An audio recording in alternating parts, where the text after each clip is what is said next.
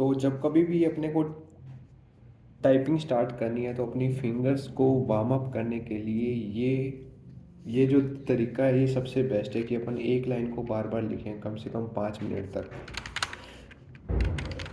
The quick brown fox jumps over the lazy dog. The quick brown fox jumps over the lazy dog. The quick brown fox jumps over the lazy dog।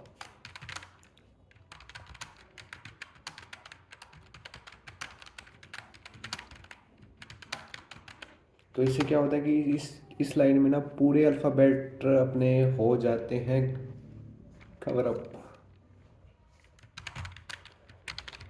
The quick brown fox jumps over the lazy dog. The quick brown fox jumps over the lazy dog.